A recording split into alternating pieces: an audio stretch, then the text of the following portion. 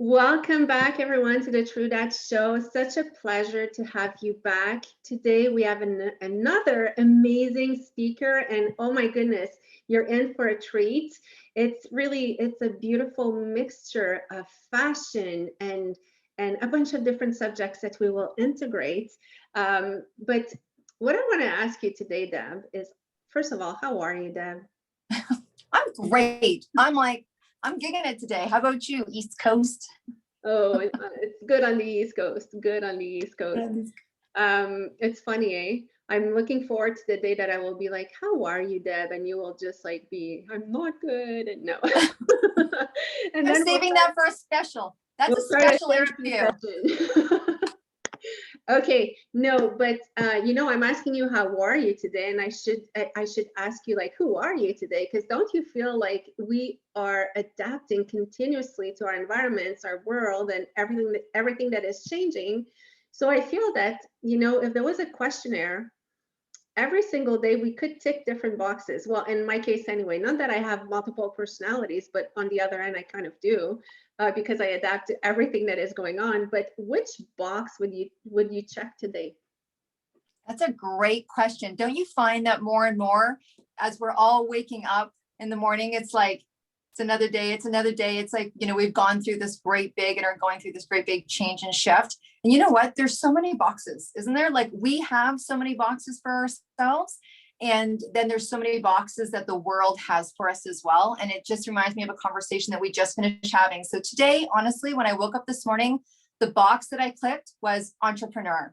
Right? Because where I'm at today in my business, as you know, I've got this great big vast goal that is, on a 7-day countdown.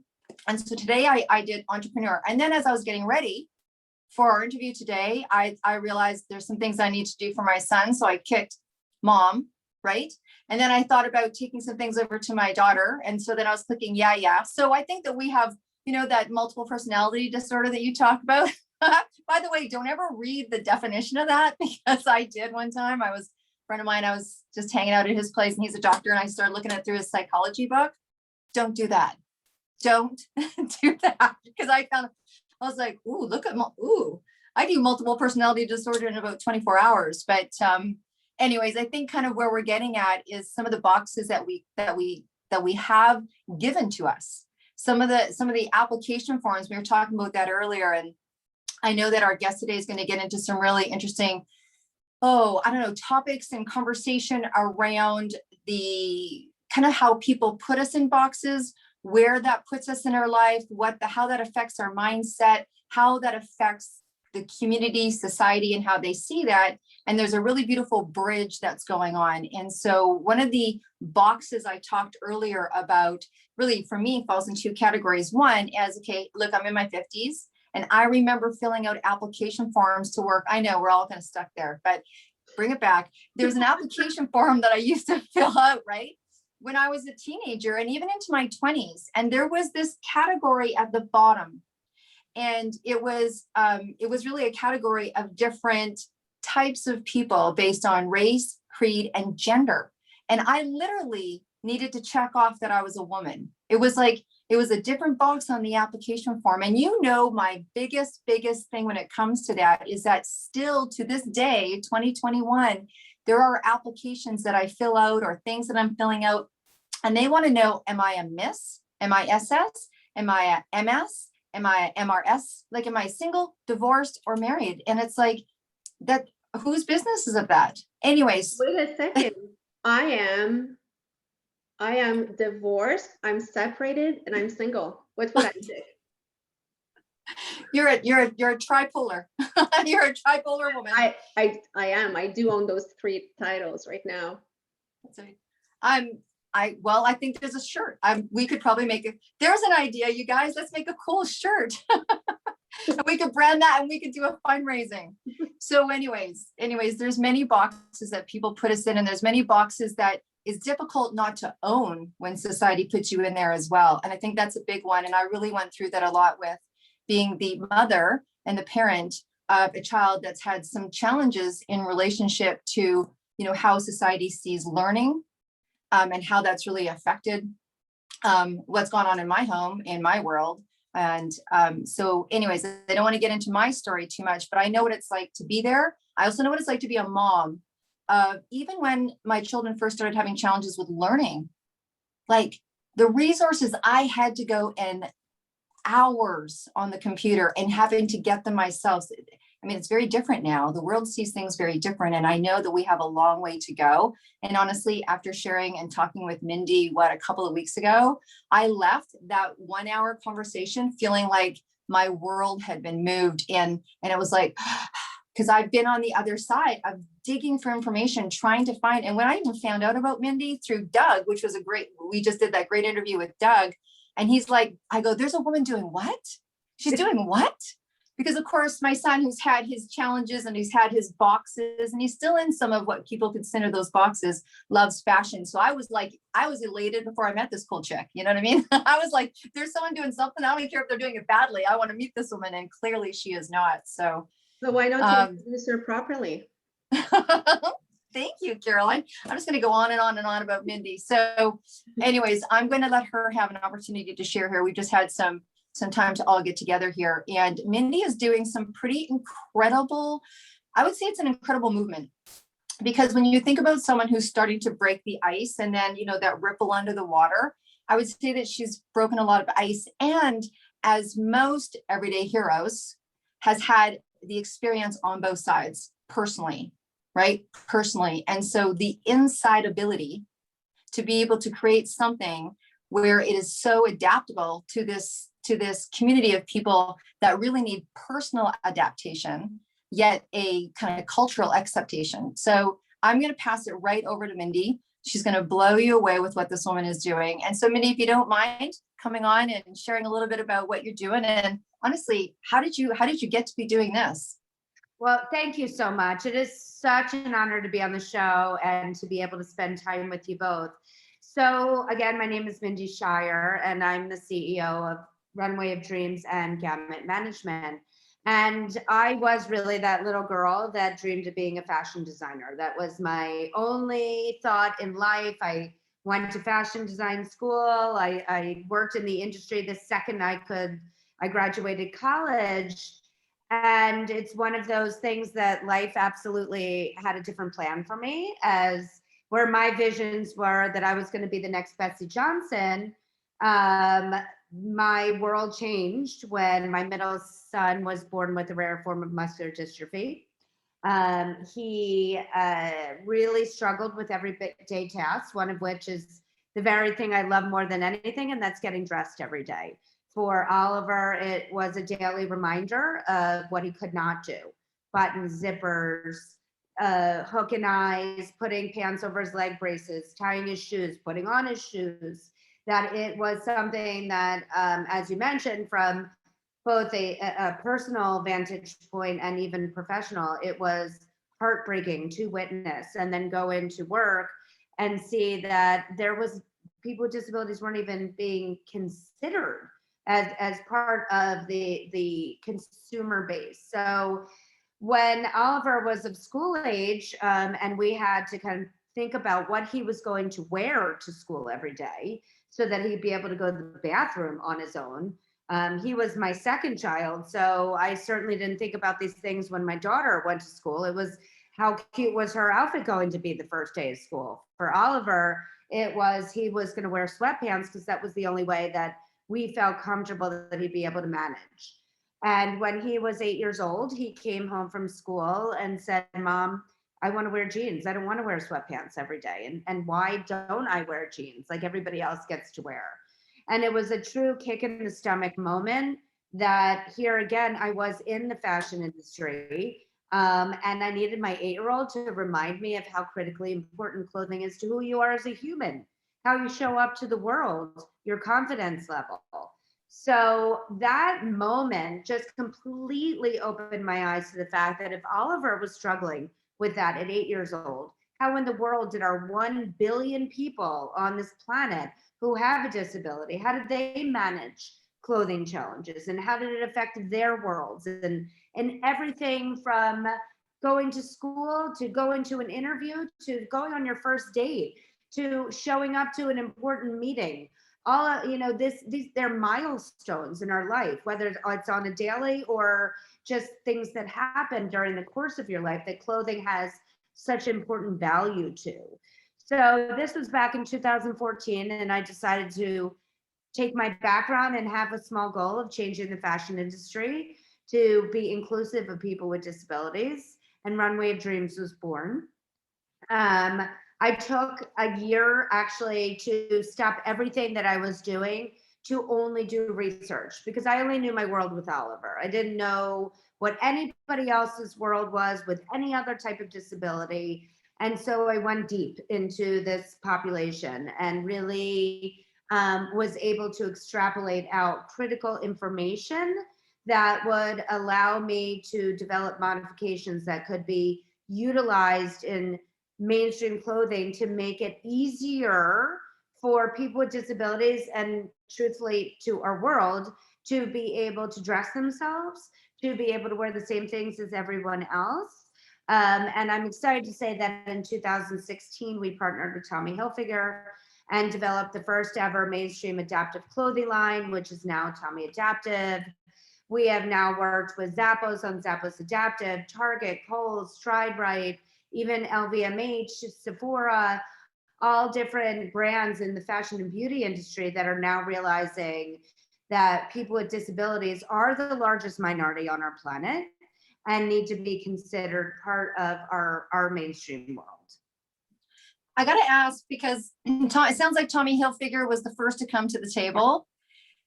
Tell me about that. Tell us about, so what was it like? Did you approach them? Did they approach you? Like, was it this completely new concept? Where, like, what was that about? Because, it's easy to kind of come onto the trail when the trail's been forged, but what was that like? It's such a great question, and something that I do love to talk about, because when you are approaching an industry that is classically known as being exclusive, and suddenly you are explaining to them that they're missing out on an entire population, it was really like pushing a boulder up a mountain. Like the fact that I had already approached a couple other houses, other brands, and their feedback was immediately, well, if no other mainstream brand has done this, and it was already, again, 2015, 16, then there must be a reason. So therefore, good luck to you. Love your gumption. You're awesome, but we can't take a chance on something that hasn't been proven before. So when I was introduced to Tommy through mutual connections within the industry, and I really planned for this meeting like 2 months in advance. I bought every piece of the collection. I bought 2 of them, so that one I could keep the same and one I modified, to be able to show them that if I could do this, they certainly could do it and do it better. And that just by modifying or making tweaks to what already exists, they could be including millions and millions of people into their customer base. So that meeting was so game changing, in the sense that here I was talking to arguably one of the largest global brands that we have, but in the sense that I was kind of telling them that they're missing the boat on an enormous opportunity. And that this was something that, yes, nobody else was doing it, but they could be the first. They could be pioneers to put a stake in the ground and saying, we are going to be the brand that says, yes, we are going to do this, and we are willing to take the chance with you. And thankfully they did. And they really became the first mainstream brand that ever even considered people with disabilities. Well, kudos to Tommy Hilfiger. Honestly, I have a newfound respect. It's brand new information to me today, but you know what? You need those big names. You have to step up and do it. The trajectory of the whole mission. Yeah, and I think that one thing that you're bringing too is like, oh, I wanted to show them how many millions there was to make and everything, but I think that over and above that, you just needed to bring in the issue, because like when I first heard you, I was just like, buttons, zippers. When you don't have the disability, it's not even in the front of your mind. It's like, I don't know if you ever hurt your pinky and had it like condemned for a week. And then you're like, oh my gosh, I never realized how much I'm using this pinky. You're like, but sometimes you need to experience it to know, because otherwise it's not your reality, and it's not. And that's what I love about, all people like you doing revolutionary sorry, I it was a good word, but huge thing to actually bring awareness to minorities. And when we were talking before, I really liked one of the things that you said, because I was talking about disability, and you were just like, this is one thing that I really want to rebrand.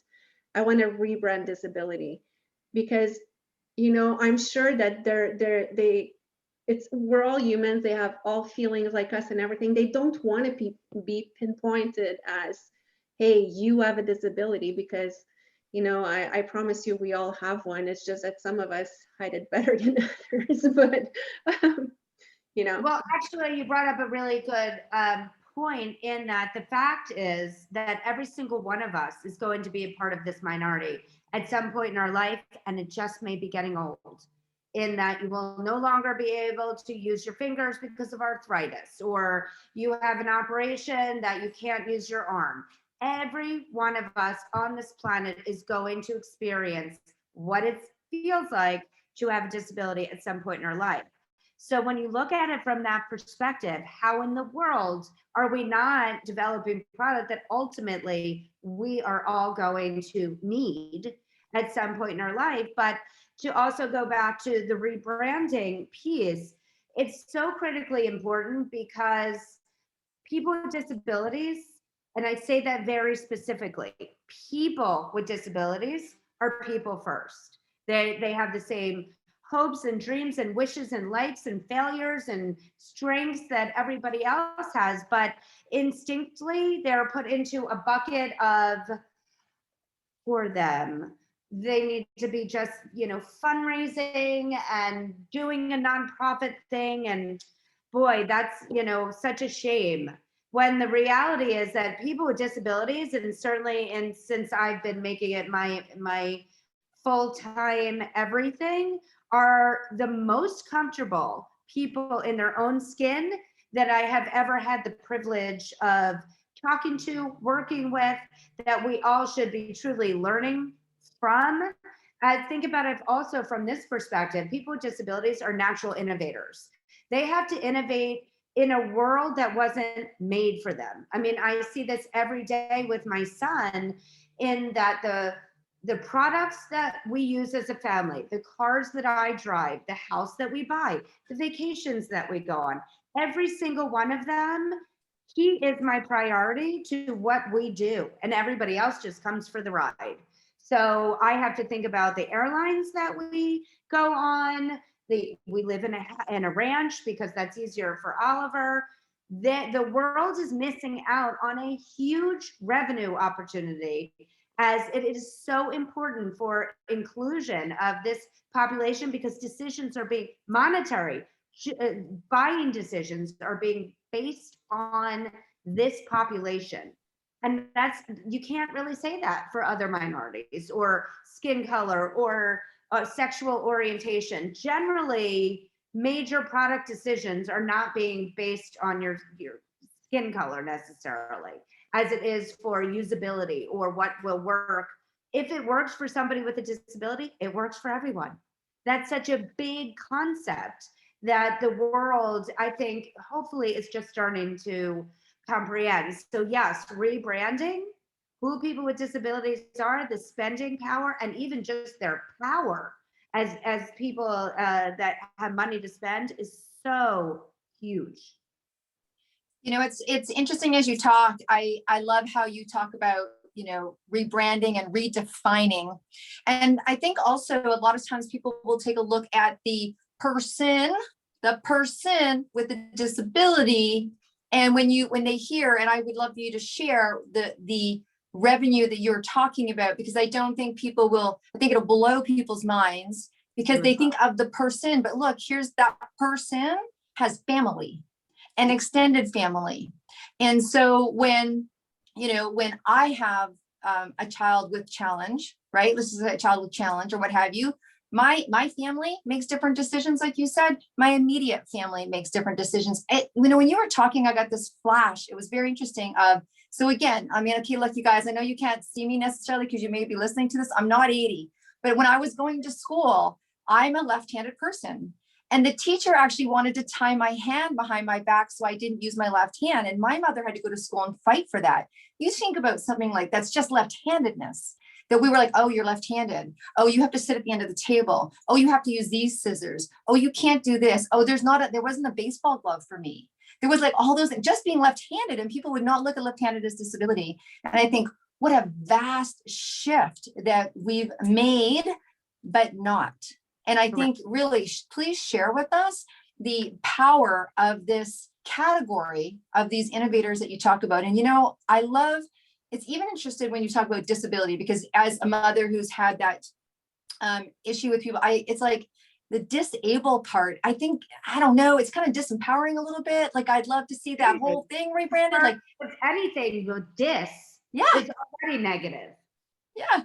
I know people talk about that. They're like, don't diss me, right? Like, Yes. and which is saying, don't disregard me, because dis is like disregard, right? Yes. And so anyways, please tell our listeners and our viewers, what kind of financial capacity are you talking about here? So let me just start again with some of the numbers in case anybody, missed it. But it is estimated that 1 billion people on our planet have a disability. And by the way, that is only people that identify that they have a disability. Mm-hmm. So in all reality, that number is much bigger. It is 1 in 5, actually moving closer now to 1 in 4. And there are even statistics out there that say there could be a time that we have more people on our planet with a disability than not, because it is escalating so much year after year. And so what that ultimately translates into is that it is estimated that $4 to $5 trillion is being left on the table every single year by not including people with disabilities into our product offering, into our public eye, into our entertainment, into everything that generates money. Is astounding that at this stage of the game, we have a huge, probably the biggest white space opportunity that we've had certainly in our lifetimes that is not being taken advantage of. And slowly but surely, when I get, the likes of Tommy Hilfiger and Zappos and Target and major brands like that saying, okay, I hear you. And yes, not only is it the right thing to do, but it's also a business opportunity.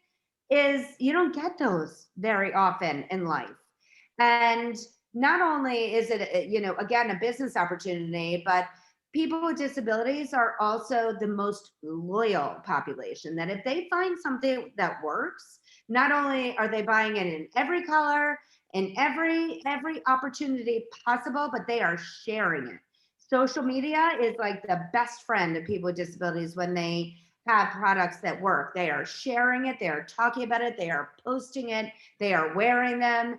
And it is just an enormous opportunity that thankfully brands are starting to realize, but we have a huge amount to go. Runway of Dreams is focused on the fashion industry, but again, I'm going to pivot quickly to Gamut Management, that was formed in 2019 as the first ever mainstream talent management company that only focuses on people with disabilities. That's all that we represent.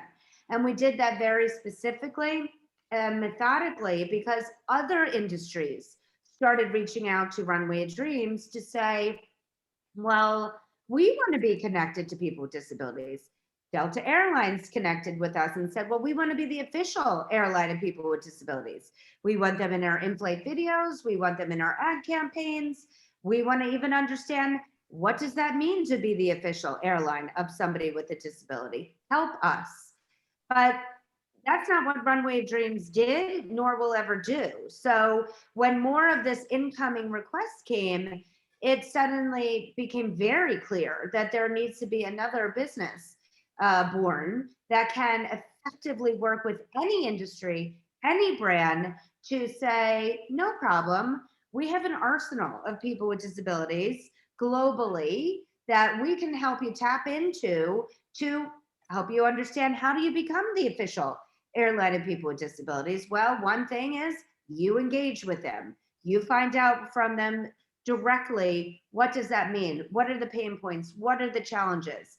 And you have them in your in-flight videos and your commercials to show that anybody can fly Delta, whether you are in a wheelchair, whether you have a limb difference, whether you have autism. The huge diversity out there of disabilities can be represented just visually, just in the public eye of who is going onto that airplane. It is essential. So really, Gamut was born to be the support system, to be the consultant, to be the talent manager of a population that has never been considered before. And you know, one thing that I'm listening to you, and it's what you're doing is absolutely amazing. You know, I raise my hat to you. But creating all this awareness and building all these things as well is also giving the permission to people with disabilities to feel okay. Because I remember my son was born, you know, he weighed 900 grams. And of course, they told me he wouldn't survive. And if he did, he would have all these multiple dysfunctional things.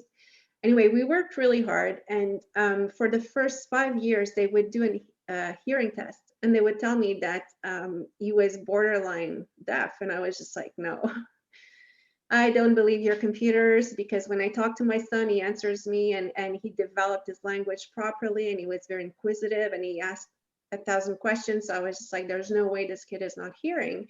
But long story short, he has a severe loss in one ear and a moderate one in the other ear.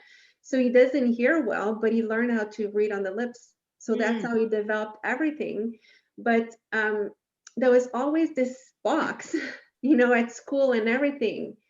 Does your kid have disability? And I never ticked that box, just because I did not want to put him in that category. And you know, they were like, oh, he needs hearing aids, he needs this, he needs an FM system for his class.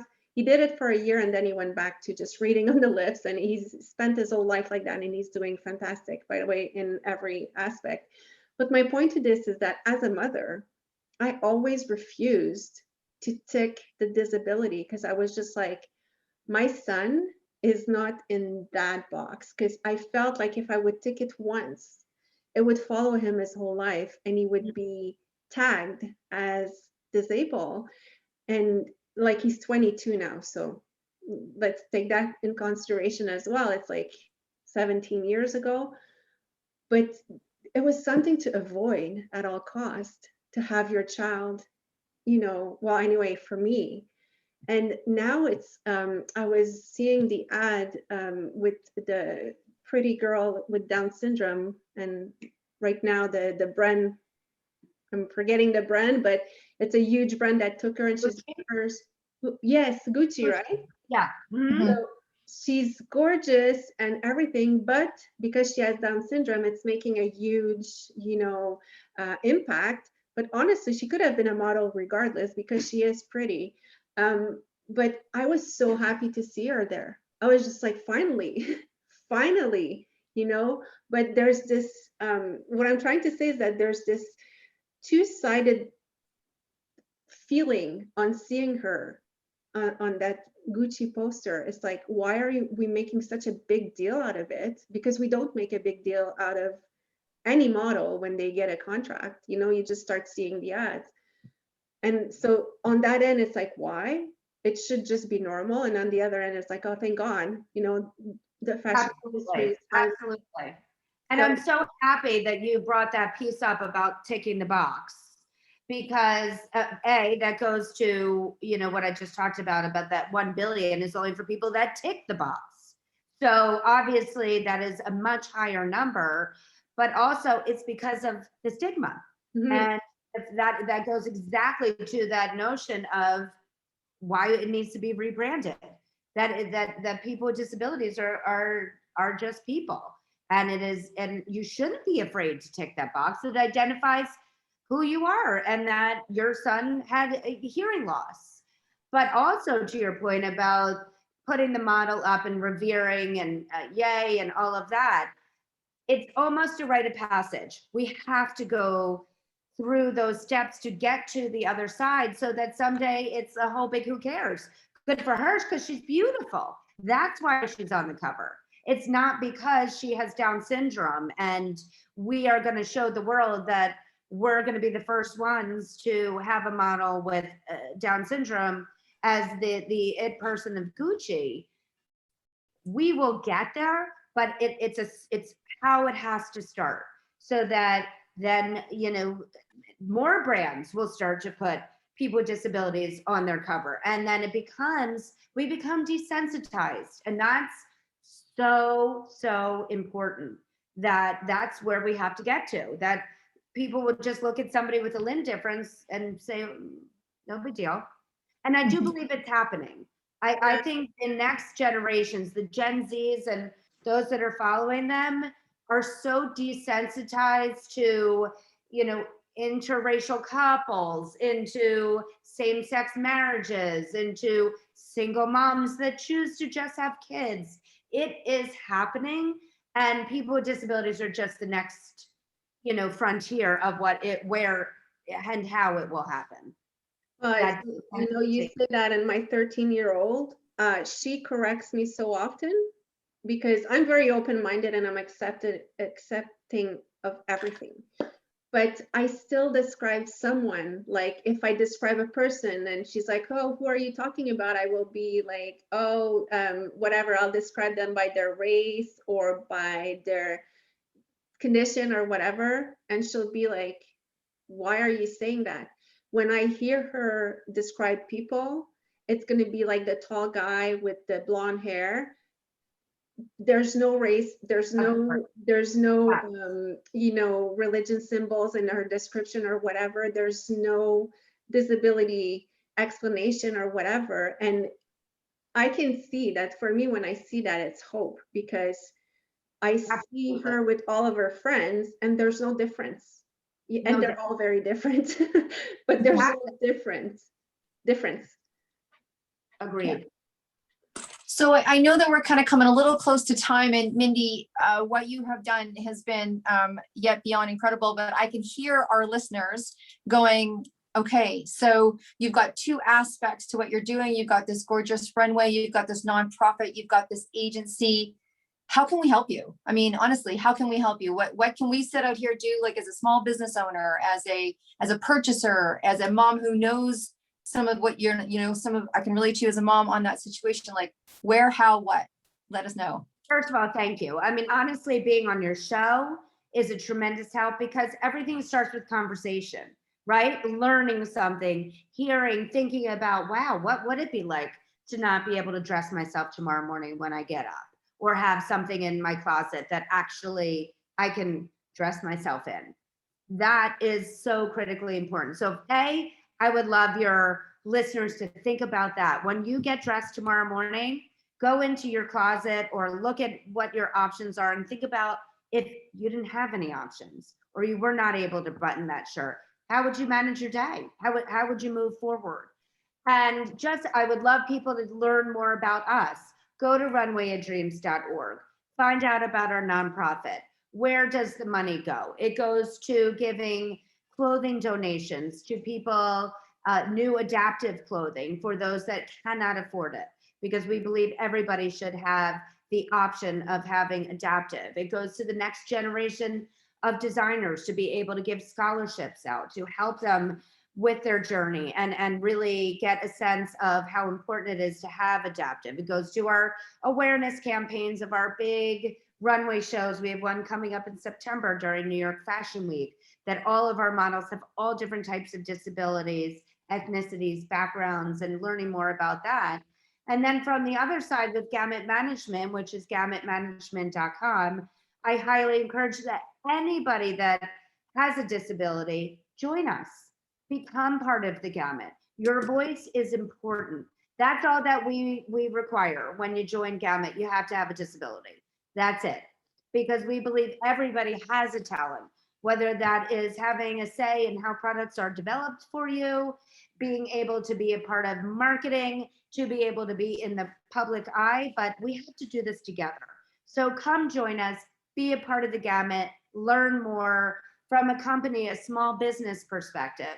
If you want to learn how to adapt your products, if you want to learn how to include people with disabilities in your own ad campaigns or have people with disabilities become customers, reach out to Gamut. We help you. We are your support system. So those are all options that I would love people to take advantage of.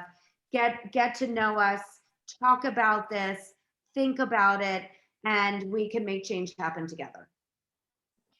Wow. Well, there's incredible. Absolutely. There is something there for everybody, whether you've had this affect your life or not. And the one thing that I need to highlight is that I think, you know, when you talk about getting dressed, and because I've seen, you know, someone try to get dressed without being able to put a button on, getting dressed is such a personal thing. Like most of us do it in the bathroom or behind closed doors. And so to even be able to speak out and go, I can't do this. Like this is a personal, intimate thing. And to be able to have your own choice of color, right? Or size, or having a stretch pant because you can't do a button up. I mean, I think that really people have seen that impression. I am so, you know, impressed and thank you so much for coming on the show. I'm going to let Caroline wrap us up today. And yeah. Well, I absolutely loved this interview. And honestly, I'm not sure if I learned something because technically I knew, you know, what you said because we heard it somewhere. But today it really hit hard. It's really like, oh my goodness. And I think that people need to hear it over and over again. And especially from someone like you who's passionate about it. And, you know, you faced challenges and you decided to do something about it.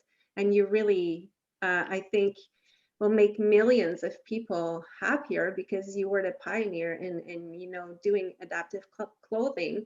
But I think that our next step is, because that's another thing that really hit me today, because I'm French. So I learn words and sometimes I don't dissect them to understand them. I just learn them. It's my second language. And when you guys really, you know, dissected disability, that this in front of ability is by default negative. And I've never heard it this way, but it's always a word I never liked. And that's probably why I never checked this. Of course. But if I may throw one more in before we wrap up, this is so mind-blowing. But the origin of the word handicapped comes from way back when people with disabilities were only considered that they could be beggars on the street, and they put their cap in their hand. And that is how the word handicapped came to be. And the fact that we are still using a word that has such a horrific origin, we have opportunity here, right?